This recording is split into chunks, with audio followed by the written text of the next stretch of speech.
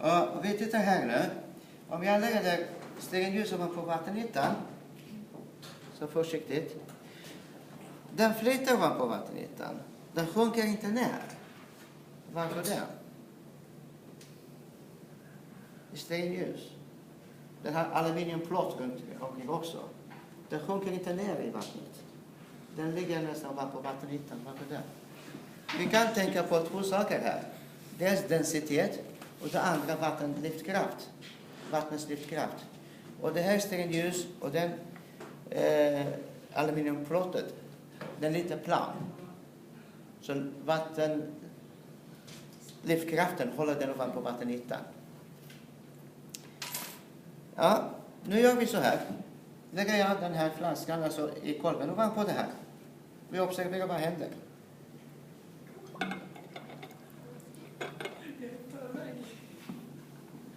Ja.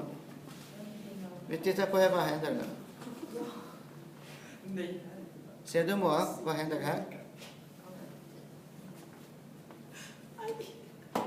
Ja, ser ni det vad händer här? Det här slocknat. Det här slocknat, men det händer något mer än bara slocknat. Ser ni det? Det stänger luften.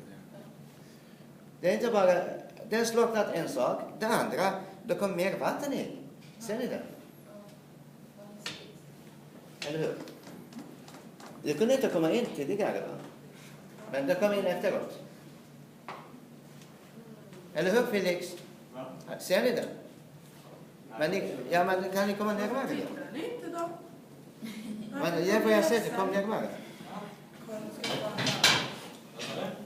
Det får jag se, kom närmare. Kom närmare, se. Du ser därifrån. Då vatten kom in. Men, nu frågan är här. Vid förbränning behövs syra, va?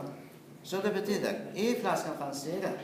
En del av syra förenade sig med kol och väteatomer från stearinljuset. Det bildades koldioxid och vattenånga. Men kom in vatten som 1/5 av hela flaskan. Blev så här? Är det här 1/5 av hela flaskan? Den är ganska smal här. Det är inte riktigt 1/5. Eller hur? Och det betyder att det finns en del syra i flaskan kvar. Men var ligger den då? Eller hur? Då får vi tänka igenom det här. Den slocknade inte bara på grund av syrabrist. Det slocknade på grund av det bildades för mycket koldioxidgas. Koldioxidgasen är för tung gas. Den ligger ovanpå elden. Då hindrar resten av syra att komma åt. Alltså koldioxidgas och tung gas. Den lägger sig ovanpå elden. Då stäcker den. Är ni med? Alltså det är inte 1/5 här. Så betyder det här finns mycket koldioxidgas. Här uppe finns syrgas. Men den kan inte komma åt. Vi kan jämföra den med det här också. Det är ganska jämn cylinder. Men det kanske tar lite längre tid. Om man tittar på det här. Det är hitåt 1000 milliliter, va? Är det väl Sisha? Hitåt 1000 milliliter. Är det väl Moa? 1000 milliliter. Så här högt, det är 100 milliliter, va? Om jag lägger så mycket högt, hit och dit, det är 3 liter. Det här laddningscylindret är 1300 milliliter. Alltså 1,3 liter. 1/5 av den här är syra. Eller hur? Hur mycket blir syra här då? Om vi delar alltså 5 delar. 1, 2, 3, 4, 5. Typ så här. Så mycket syra ska finnas i den flaskan. Eller hur? Den är så mycket syra här finns. 1/5. Typ så här högt. Men den är blandad. Sen här finns också kväve. Precis som det är i boken. Alltså egentligen. Största delen är kväve. Och sen lite grann andra gaser. Är ni med? På samma sätt. Om jag ska nu göra samma sak som jag gjorde med den här. Kommer jag se vatten 1/5 här. Vi kan 1/5, det betyder att vi måste komma till de veckorna hit. Ja, då får vi titta där. Det är så här eller inte, va? Den teorin stämmer eller inte, va? Då gör vi samma sak igen.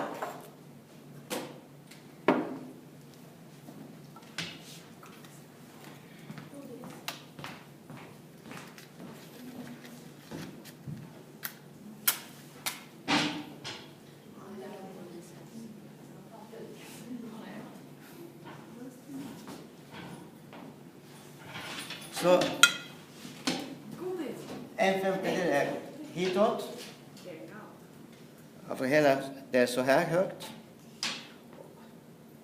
Och vi får se, vi gör samma experiment. Vi får se att hur högt vatten kommer i den här flaskan. Alltså i den mittcylinder.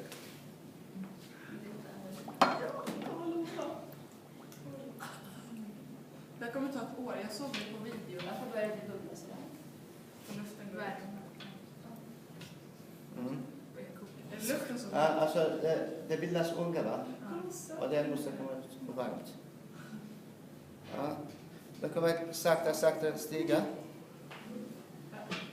Typ skulle det komma nu igen.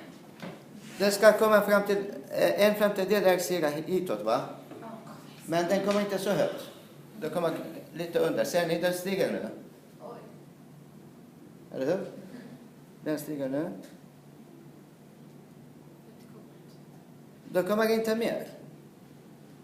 Ja, det ser ni. Så mycket kvar till en femtedel. Ja. Är det här en felkälla då?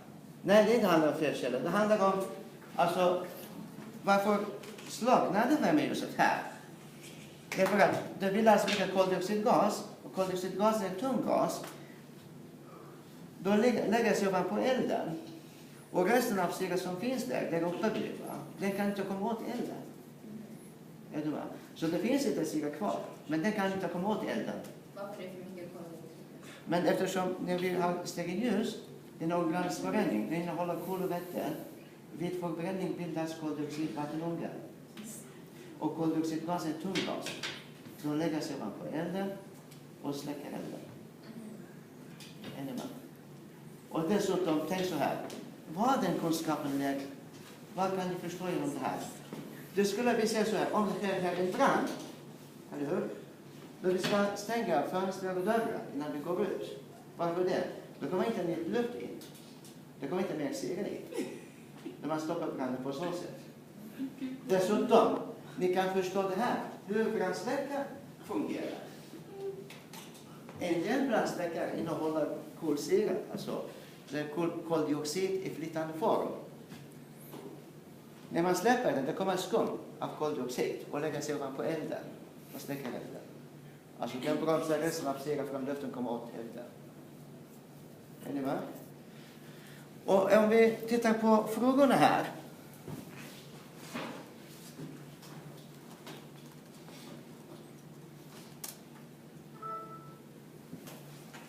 Om vi tänker på de frågorna här nu. Den första befnickande, eller hur? Ja. Och nästa fråga, varför slocknar stearinljuset under flaskan? Under det här. Vad ska vi säga då? Vid förbränningen vad bildades då? Koldioxid och vatten. Du ska ta svar. Va? Du ska ta. Ja, det kan jag göra. Men jag tar muntligt så jag kan skriva på kameran. Är det okej? Ja. Så en del kanske skriver med egna ord. Vid förbränningen av stearinljus, vad bildades? Koldioxid, vattenånga. Koldioxidgas är en tung gas. Då lägger sig ovanpå elden. Eller hur? Då hindrar resten av syra komma åt elden, va? Eller hur? Och det är det slocknar. Sen, jag tar muntligt de andra uppgifterna så jag kan skriva på tavlan. Okej? Nästa fråga. Varför stiger vattennivå i flaskan? Eller bägaren? Varför kommer inte vatten så mycket upp? Eller hur? När vi hade innan dess, det här med cylinder, luften, alla alltså, gaser som finns i luften, de har viss avstånd mellan varandra. Men det blev förbränning, det är en del av syret förenade sig med kolatomerna, då avståndet också mellan koldioxidmolekylerna krympte sig. Så totalt sett, volymen av luften, det blev mindre. Någorlunda mindre. Och det blev lite mellanrum, och det är tryckskillnad. Trycket som finns i flaskan och trycket som finns utanför. Den trycket som finns utanför, det är högtryck kallar man den. Då trycker på vatten och vatten kommer in.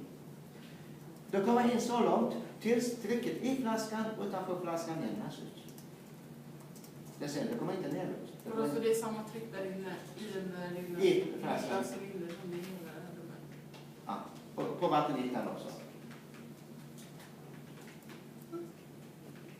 Så det blir det här skillnaden gjorde där. Och den sista uppgiften där. Vad kommer du på genom undersökningen? Alltså den undersökningen har gjort, vad vi kom på det här. Vi kom på det här densitet, vattenviktkraft. Vi kom på det tryckskillnad, eller hur? Vi kom på det vilka gaser finns i luften, vad behövs för förbränningen, vilka gaser behövs för förbränning. Och vilka gas släcker elden också, eller hur? Och hur brandsäkringen fungerar. Är det okej? Det jag tog det här målet, jag ska skriva på mig.